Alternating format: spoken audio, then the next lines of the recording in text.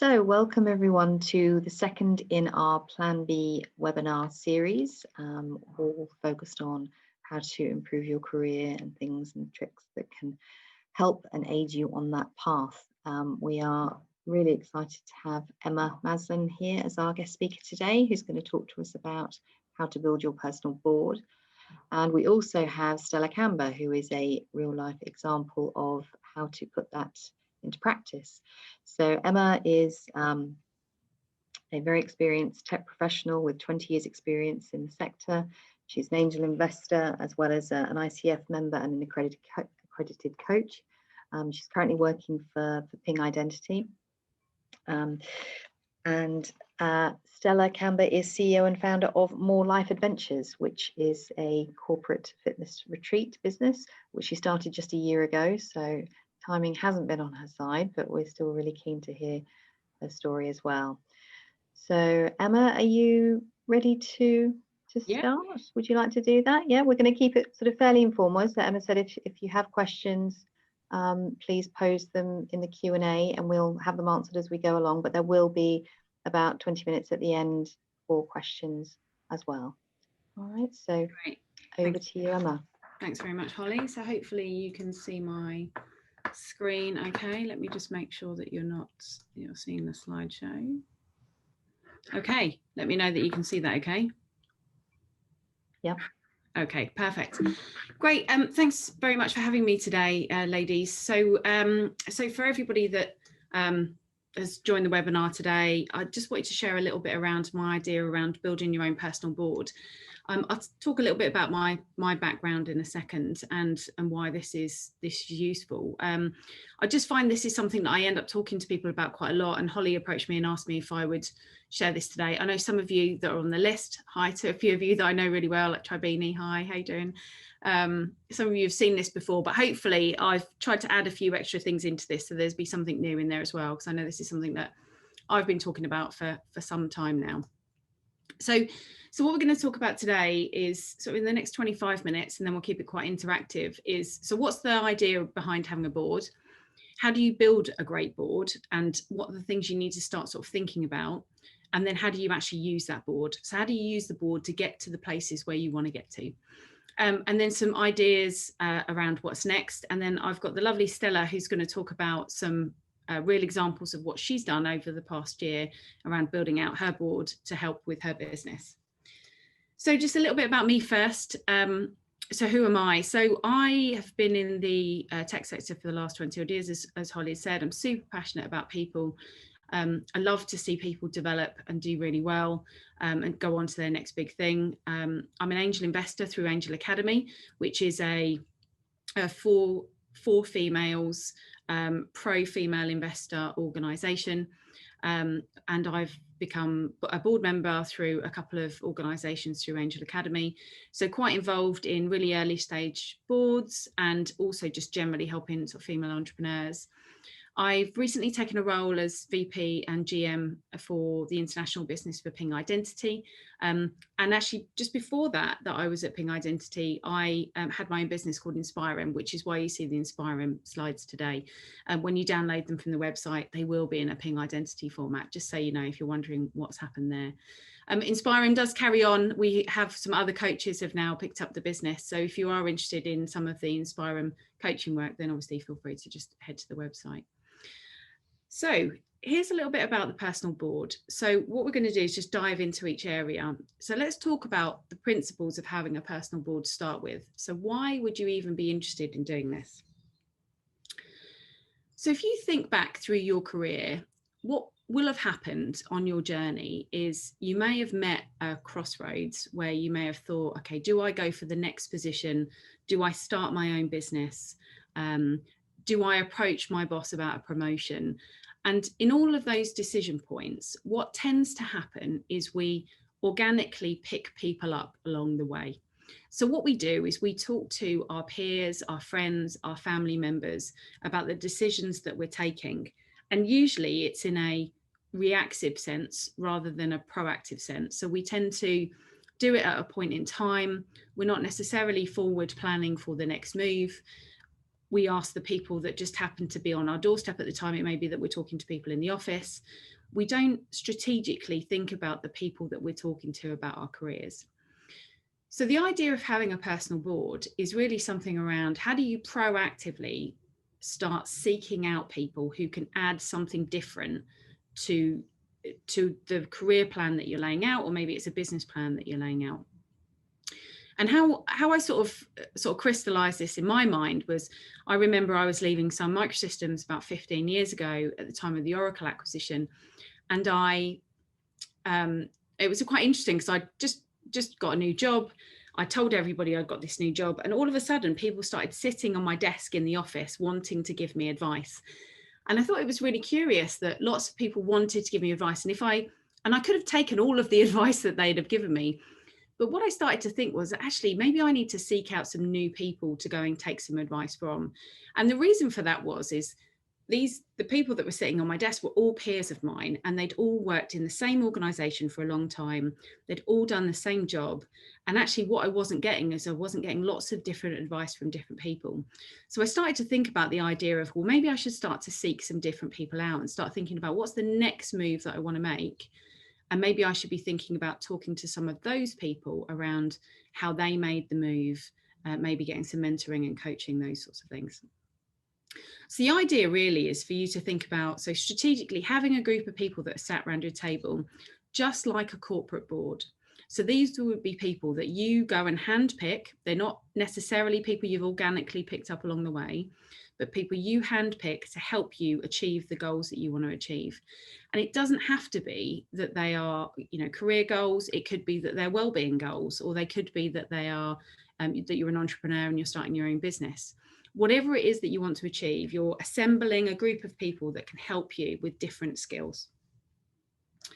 So that's sort of how you imagine the personal board. So what are some of the things that you might want to have a think about when you're thinking about that board? Well, if you think about a corporate board, what you're looking for is you're looking for people that are trusted in those roles. You're looking for people that you're going to have regular engagement with. So they're not people that you would meet once and then not meet again. So it's definitely people that are going to help you on your journey. And they're really there to help guide and advise you. Now, it's really quite key on the guide and advise point, because just like with a corporate board, if you imagine that you're the CEO of your own company, these are your decisions. They're not anybody else's decisions. So the board isn't there to tell you what to do. It's not there to instruct or manipulate. It is there to guide and advise, provide some advice, and then you take that advice, internalize that, and then decide what is best for you, your company, essentially. So why you'd create this board? Well, essentially, it means that you can shortcut your way to a lot of goals. So, for example, I met a lady over the last couple of weeks, and she said to me that she was really interested in getting onto a board, actually a corporate board, if you like. She's only 33 and I'm 42. And I explained to her that usually it's really difficult for people to get on corporate boards if you're sort of under 45, 50, but there are ways to shortcut that process. And we had a conversation about why I was angel investing, because that gave me an opportunity to get on boards much younger. So she was able to sort of take that advice and then decide whether or not that's something that she wanted to accelerate towards her goals. So that's what the idea is you can take a goal, get some people who've got some experience, and help you shortcut your way to the goals. Boards are also really great for building self-awareness as well. There's the typical iceberg conversation. I know that Gartner have recently published some interesting stats around this, around people who think they're self-aware versus the people who actually are self-aware. But it's really important for self-awareness that you have people that you can go to for feedback. So, and that's useful for a couple of reasons. The first reason is you need to have feedback to understand where you need to develop. But also it's so important what other people think of you, because whilst it's really important what you think about yourself, but other people will be making decisions about whether or not they're going to put business your way or promote you or sponsor you for promotion, those sorts of things. So building up some self-awareness of how you project yourself so you have an opportunity to change that is something that's really useful. And the idea of having this personal board is that it's a safe environment to do that. And there are some tricks that you can do around that as well to make it not too overwhelming. Another reason why you would create a personal board is because it can help you navigate your blind spots.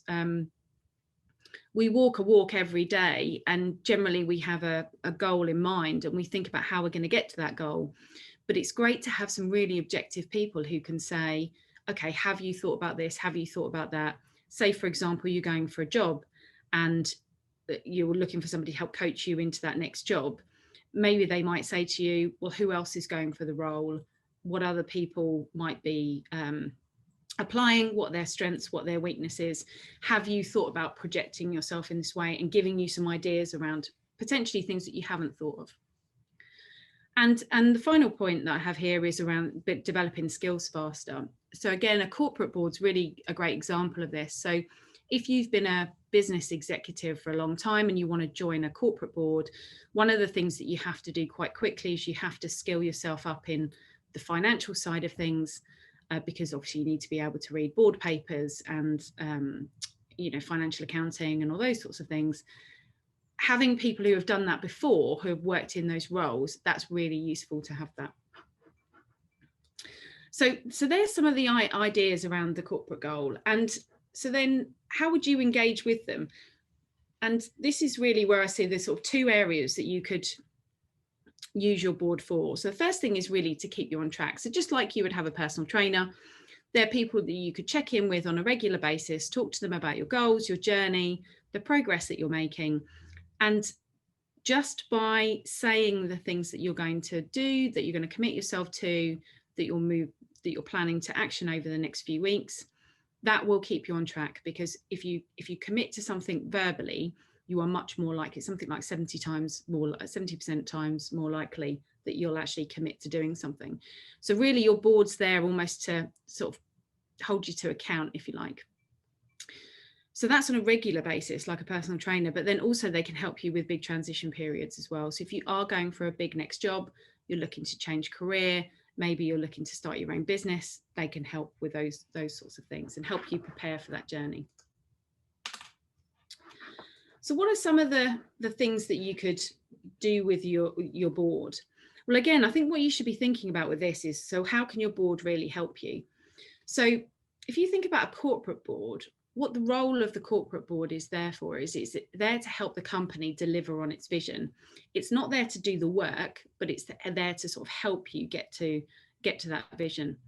It's also there to risk assess as well and put together mitigation strategies for how you might get there. So again, going back to the interview example, because it's a really obvious one, say you're going for a job interview, for them to be able to help you with who else is going for the role, what are your skills, how might you step up, all of those sorts of things. They're also there to hold you to account. So if you say that you're going to do something and you haven't done it, why haven't you done it? And is it because you need to change strategy, or is it because actually you're sort of failing on the executive team, if you like? Are you holding yourself to account to do it? A great example I've got of this, which it sounds like a small example, but I think it exaggerates the point a little bit. A coach who I know, a really great lady called Nikki Watkins, I was talking to her a couple of years ago, and she said to me, this was at the beginning of the year, and she said, what would you hope to achieve this year? And I said, I want to learn to play the piano. And we'd had this conversation a few times before, and she said to me, so have you got a piano? And I said, no. So then she said to me, so when are you going to buy a piano? And I just rushed the answer out of my mouth and said, by Easter. I'll definitely have a piano by Easter. And literally every day in the lead up to Easter, I was thinking, oh my God, I really need to get a piano. I really need to get a piano, because I didn't want to then have a call with Nikki and say, yeah, do you know what? I didn't get a piano. Funnily enough, I now have a piano and I have piano lessons. But that's because I said what I was going to do, and I can hold myself to account using the board. What a board's also there to do, if you again think about a corporate board, is you're there to strategize with the facts. You're not there to get caught up in the emotion. When we are in different situations in our working lives, we distort things because of the fact that we're humans and that emotion kicks in. What boards are really great for is, and this is what they're great for in a corporate setting as well, is they're there to help you on the sort of strategy side of things with the facts. So what is actually happening in the moment? What do you know? What don't you know? What are you assuming? You know, what are you making up in your head? You know, what's the narrative? And let's get back to what's actually real, and how do you move forward with that? So that's another great, I think it's a great parallel between a corporate board and a personal board. And they're there to respectfully challenge you as well. They're not there to have arguments with you, and they're certainly not there to sort of throw the executive out of the room, because that wouldn't really work in this analogy. But what they are there to do is to say, well, actually, do you really feel that's the case? Is that the best that you can do? Is there another way? And have a respectful challenge. And the board also needs to be made up of a diverse set of people, which, you know, we've talked about extensively over the last few years, but in every sense of diversity. So different types of background, experience, gender, ethnicity, skills, their thought processes.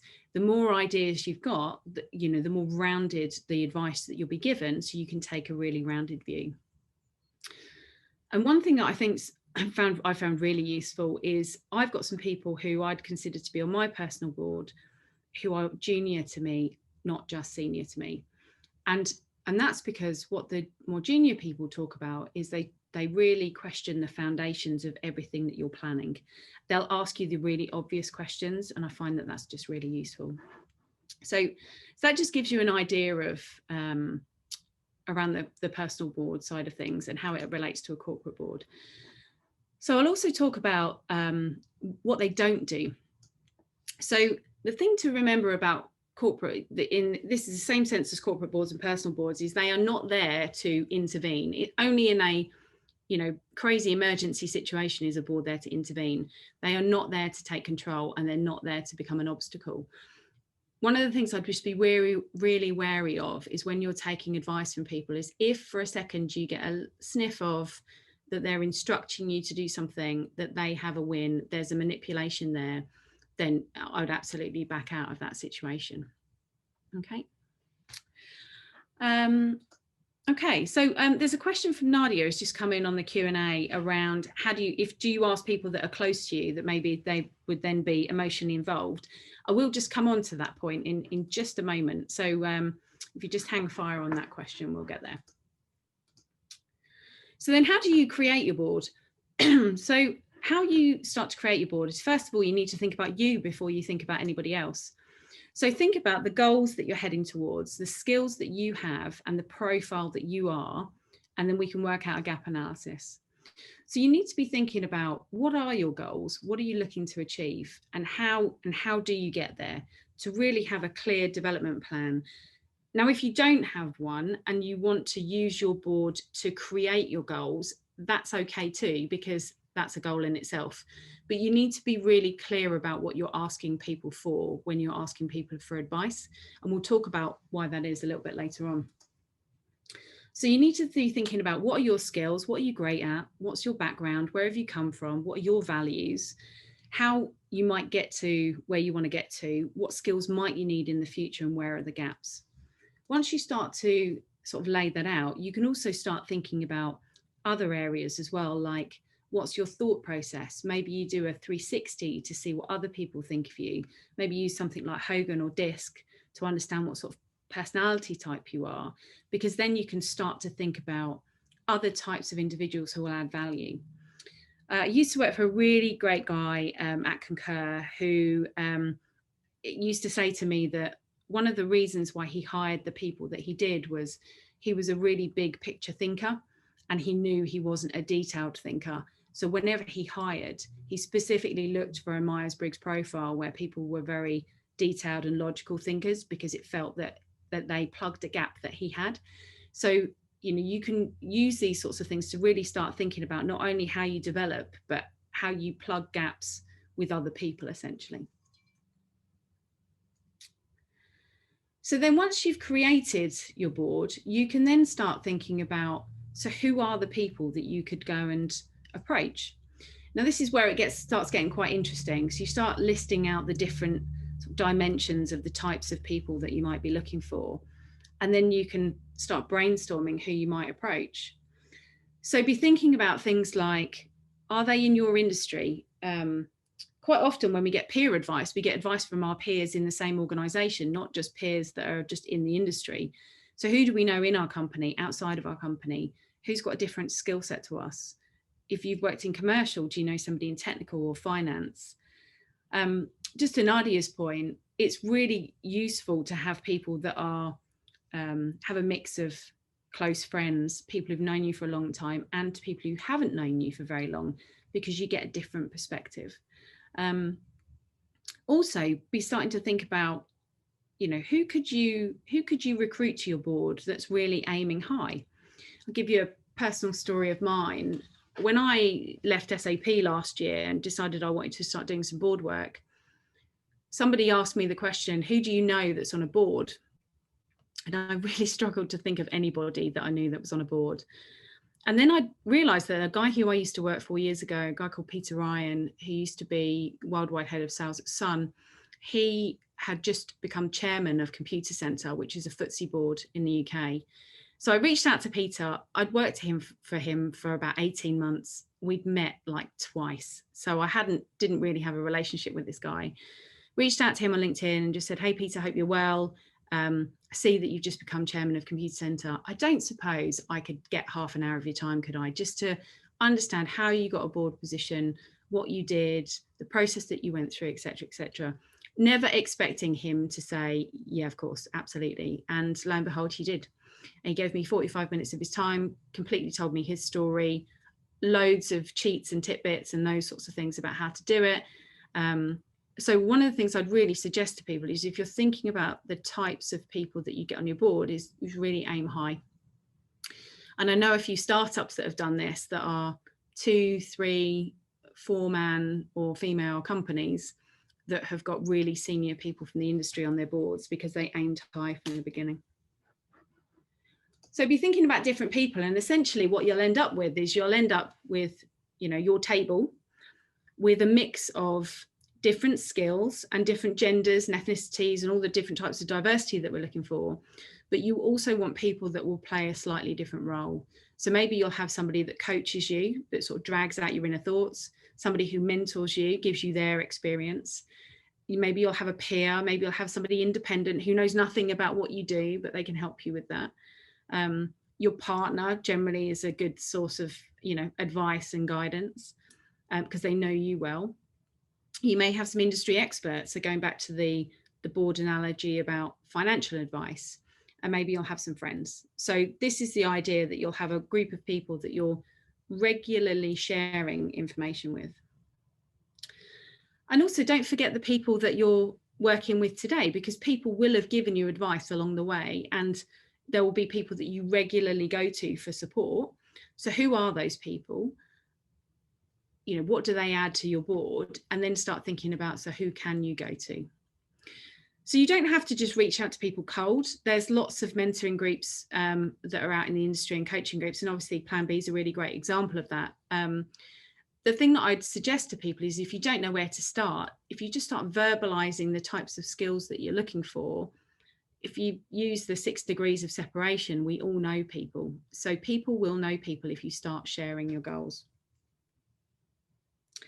So once you've brainstormed that, you could get a list of names together of the people that you want to now start approaching, and then start making a plan. So when are you going to approach them? Have a plan that you keep yourself accountable to, and start asking them if you can start sharing your goals and advice. So I just want to touch on the point around what's in it for them, because I get asked this a lot around, why do you mentor? Why would you be on somebody's personal board? There's really 2 reasons that I think that people help. So the first thing is I think that genuinely most people, if they can afford the time, they just want to help people. So if you get asked by somebody, hey, would you mind, could I take a piece of advice? Most people want to say yes. Diaries permitting, they want to say yes. So there are people that out there that just want to do that. But I would say that the majority of people actually see that they've got something to gain. And this slightly goes against what I said earlier around the manipulation piece. I'm not talking here that they've got something material to gain, or monetary to gain. It may be that it's a skill set that they're looking to gain. So I'll give you a few examples. One of the reasons why I mentor is because by talking to people about their issues and their challenges, it gives me a lot of clarity around what I'm doing in my business. So it's the old adage around, you know, if you teach people, then that's really when it gets sort of cemented in your brain. So I use it as a way for me to reflect and get clarity on what I need to do. So that's one way. Why a lot of senior people, like super senior on, you know, FTSE boards, why they do it is because they do it to learn other skills. So usually people more junior in innovative areas, new technologies, etc., there will be something that they are going to learn by that relationship, and that's what they've got to gain. So it's not something material, not monetary, but it is something that people can gain. So there is lots in it for other people. Don't just feel like they're doing it for free. But you know, these are the sorts of things you should be thinking about, and maybe that's how you approach people, because you think, well, this might give them some sort of clarity or a new skill. So that gives you an idea of sort of how to build. And finally, I'll just touch on how to use. So here are some ideas of how you would use these people. So you could just meet them for a coffee and have a bit of a chat, but it's much more satisfying if you give people a little bit of an agenda, even if it's just a question around, how do I move forward to this area? How do I get this promotion? It's much more satisfying if they can help you with that challenge and then see your progress. So strategizing is a really great way to use people. Preparing for big events, mock interviews, presentations, those sorts of things. It sounds obvious, but you're amazed how many people don't do this. Get a 360, get some perspective on what your brand is. A really neat trick that I've seen people do is sort of a little bit taken from Carla Harris. If any of you have seen Carla Harris's work around, give me 3 words to describe my brand. People usually feel like they're quite overwhelmed with feedback. So I usually say to people, if you don't want to get feedback, just ask people to describe you in 3 words, because it's quite boxed in then, and it's quite easy for you to sort of use that feedback and decide whether you want to change it as well. So definitely you could use people for some feedback. Connections, like I say, 6 degrees of separation, you could absolutely use people for connections. And then also just having people that can help you sort through your thoughts. Some of us, I'm an extrovert, so I need this. I need to talk things through, because that's the easiest, fastest way for me to get somewhere. So that's what you could use them for. And this is a bit of a sort of cycle that you could use. So share your plans, what you're trying to achieve. Then ask people for some time and start to think about, so what are you going to ask them for in that meeting? How are you going to use the time? Then just make sure you deliver on the things that you've said. It's okay to change your actions, but you need to show some payback. And the reason why you need to show some payback is because that's where people get their oxytocin. They get a good feeling from seeing people do well. So just make sure that you keep going around the cycle. So share your new goals, ask them for something, make sure you deliver, keep them updated, and then they will then see the payback, and then you sort of go again, if you like. So it just sort of helps you sort of think about how you might use these people. Okay. So that's sort of the idea of a personal board in a nutshell. I'll just go to Sophie's question on the Q&A. So would you recommend making the board official and promoted through a company website? You mentioned a startup with strong. Okay, so it depends on what sort of board you're looking at. So if you are a startup, you could start with an advisory board. You don't have to make it official. You could have just a group of people that you're taking advice from. That's usually how startups start.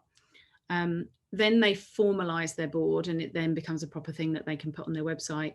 But quite often, most startups promote the fact that they've got advisors on their board, because it helps them with funding and all those sorts of things. And on the personal front, quite a few people have asked me whether or not you sort of formalize this with other people and say, hey, can you be on my board, and make it sort of quite rigid.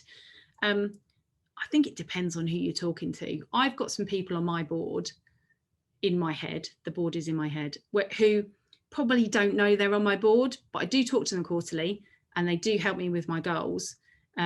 So it's probably more that they're in my head and I haven't formalized that with them, but that's okay while I keep getting what I need and they're happy to help. So it sort of depends is the answer to that. So I'm going to stop there, and so feel free to ask any questions in the Q&A. And I'm just going to hand over to Stella, who is going to talk a little bit about how a personal board has helped her.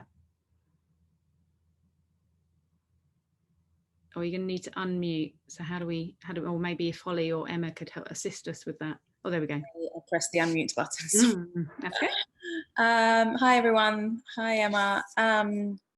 I started this journey thanks to Emma, really. We met at the Albright co-working space.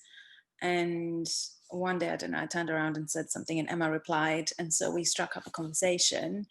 I had a corporate career, and then which I quit and became a personal trainer. And as I was training people, I realized everyone could do with a little bit of a break from their routine, because training to us meant, you know, I was working in a basement and people were coming to me to train in a basement, so no daylight.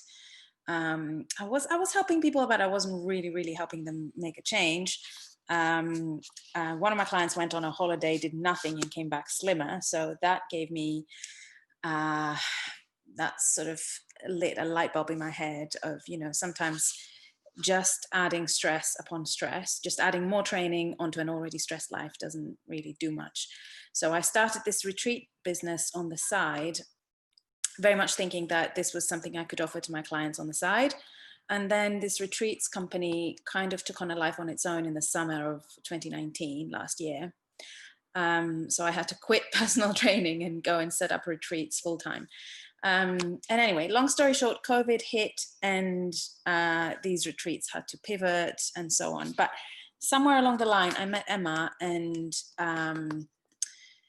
we had various chats about, she was being my board without me asking. She was like, have you thought of this? Have you thought of this? And so we kept a conversation going, and I saw that she was doing this talk, and I said, you know, tell me more about this.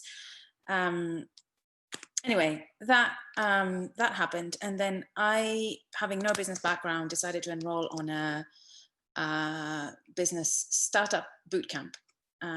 With two women who one had been a consultant for a long time, and the other had been had been working in event sales for a long time. So both very well equipped to help me run events or start running events. And after we finished the 8-week boot camp, having Emma's questions in my head, I said to them, I do need, now that you know my business and you know all my struggles, I would love you to be something along the lines of to be my advisory board.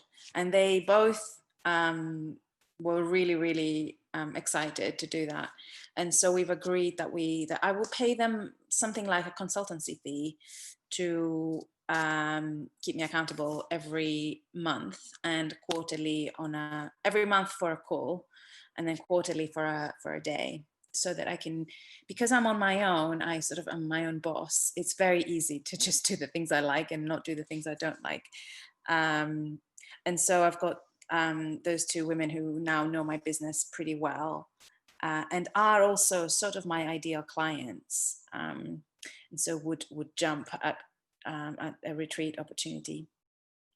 So yeah, so this is going to start in December, the advisory arrangement. Now, Emma said that people will do things for free, but I am actually paying them. So I do hope. Just on that's more about you, I think, Stella, than it is about them necessarily. I just thought I might add that, because there are people who do it for free. God, where am I? What planet am I on? Anyway, so I found it very useful in the sense that they are asking me all the questions that I wouldn't dare ask myself, or wouldn't dare even consider, and they are able to help me problem solve. And as you said, Emma, they don't have a vested interest. They're not emotionally attached to me. They don't want to be the kind of consultant that is sort of wedded to the business. They just want to be able to withdraw and have me, you know, every time they bring value, and then they, you know, with the aim of empowering me to do more things, not with the aim of finding themselves a job for life or sitting on my board for life. That's how they see it, as, you know, they are teachers essentially. So I really rate them. And other than that, with the extended board, I speak to a lot of different people. I have a therapist. I have like a sort of a career coach, you know, who, they don't all know each other. They don't know that I'm talking to everyone. But, you know, as you said, the extended board needs lots of different skill sets. I think that's what you said. And no, I don't talk to my family. I just show them the videos. This is what we did, because they would have too strong an opinion. And yeah. No, that's great. That's great. And I think as well, I think just on that, Stella, so we met through the Albright Club, as you mentioned, and you know, that's another sort of mentoring, coaching opportunity, particularly for women, because it's specifically a women only club, where they offer sort of guidance and advice. And there are a lot of women that are in the Albright Club who are on people's personal boards, I would say, for free, and helping people out sort of on a day-to-day basis. And maybe it's a, you know, in some cases they sort of come and go, they help with a point project and then they move on to something else. But definitely being in that sort of environment, I think, I know that you found that really useful. Yeah, So, I'd like to actually add to that, before the Albright, I was at WeWork, at the biggest WeWork in London, which felt like I was walking into this big bank every day. And I couldn't talk to anybody. I was on my own, sort of renting, hot desking, and it was just soul crushing. And then I thought, you know what, this isn't empowering for what I'm doing. So I stopped and I went to the Albright, and suddenly it was a small room and you could turn around and just have a chat with someone. And I really, really value that, especially if you're a small business or if you're working by yourself. You just need to be in an environment where you can just have a casual conversation with people. And I really value the Albright for that. And I know that there are other co-working spaces around town and around the UK that have the same vibe. It doesn't need to be a women only. I didn't think I'd be in a women only club, but wherever, you know, feels like you could have a community, or like people would get you if you started asking questions. No, absolutely. And I think it goes back to the point around have some casual relationships and also have some more formal ones if you need it. And with some people who maybe you don't know so well, maybe you need the formal one or a casual one. So you can have a, you know, mix of all. Okay, that's great, Stella. Thank you so much. We've got a couple of questions that have come in on the Q&A. So Sophie would like to know, who was the boot camp with? Oh, they're called Restless Business. And I will Google them now and put the exact website on. Perfect. That's great. And then somebody who's kept themselves anonymous have said, I've many potential investors or investors who want to advise, but their advice might come at their own interest at heart rather than mine. Do you have any experience on this? I have loads of experience with this, and I see entrepreneurs wrestling with this every day. There's a few things to think about here. Sometimes you want investors that are going to give you advice, but remember that it's just advice. So like with everything that we've talked about, this is about people giving you ideas and then you being the CEO of your own company and deciding what the best thing is to do. You know, if investors come into your business, you need to make sure that you've got, you know, if you are an entrepreneur, have a great shareholders agreement that mean that you can have investor directors and people that can give you advice and have a say, but you obviously need to be careful that they haven't got control of the business as well. So that does happen quite a lot. But then, you know, what investors typically look for is they look for strong entrepreneurs. So how you respond to that advice and how you take that advice, internalize it and do something with it, that's usually very attractive to investors as well. So it's a very, very fine line, but remember, it's just advice at the end of the day, whether they're invested in your company or not, it is just advice and you make the decisions. Okay, any other questions? Or maybe Holly and Emma, have you got any questions? Hi, no, I think Everything's That was great. fascinating Really, subject. really fascinating subject. And just the whole concept of being much more planful about who you go to for advice and guidance, and actually taking time to think about what you need and the support that you can go and seek out. And as you say, I think most people, you might be reticent to ask, but most people do want to help. The sort of number that you talked about was about 7 or 8. One of the things that I know you've talked about before is sort of changing that group, that cohort, as you sort of progress on. Have you found that has that ever been difficult to kind of extrapolate yourself from a relationship where, I don't know, somebody wants to sort of keep in contact, but actually you've moved on? Yeah. Yeah, that's an interesting point. So I think sometimes that does happen, but I think you just have to work out whether or not the relationship's changed and they're getting something from it now, and maybe you're going to get something different. So, you know, for example, I'll give you a live example. So I have been mentoring somebody for over a year.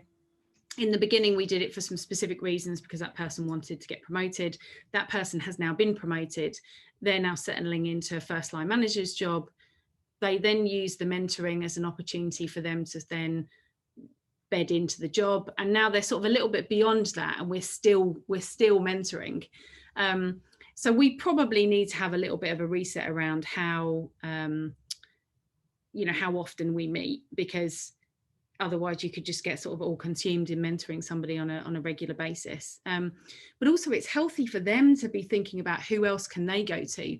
So sometimes I would sort of, deflect that. If they've got what they needed, maybe it's time for them to go and find somebody else and get some different advice, because I don't know everything.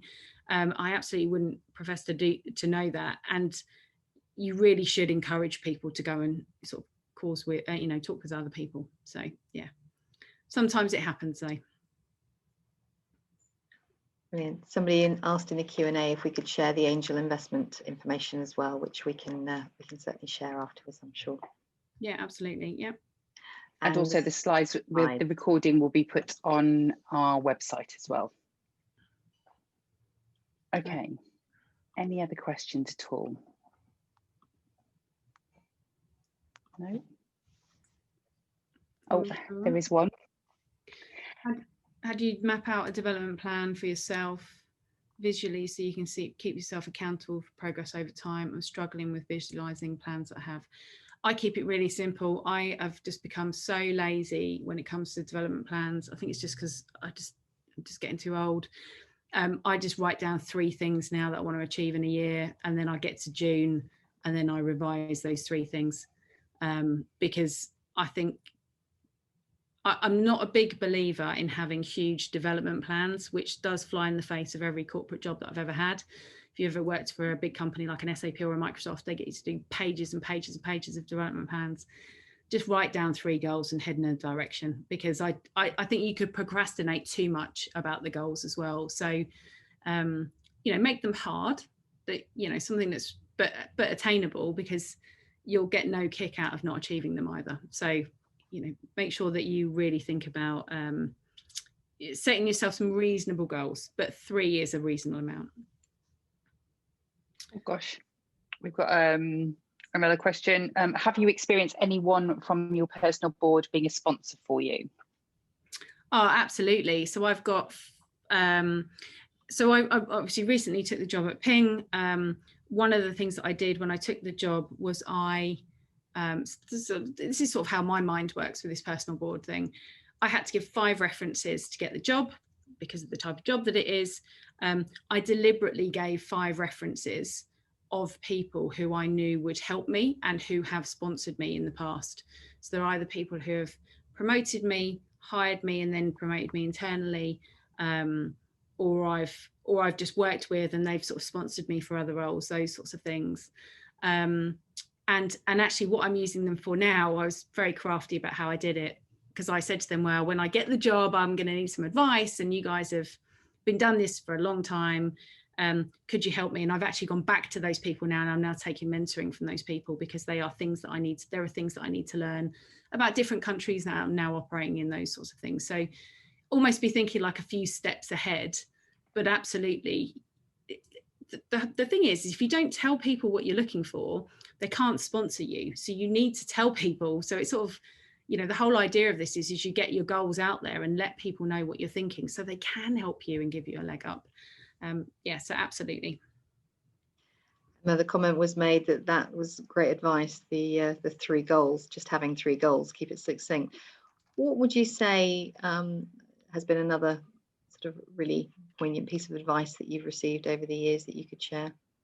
I think the one that I've seen the most traction in is when is you getting feedback off other people.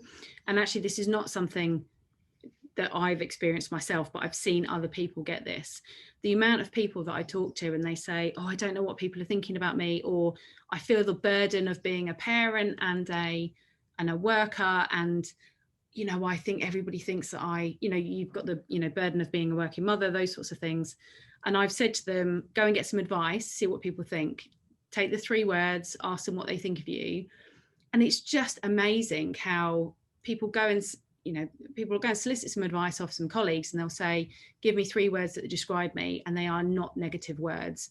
And it just will help if you've got an inner critic that keeps talking and saying some horrible things, just to drown out the inner critic. So I've seen a huge difference in people just by doing that, because it's real life advice and it's positive.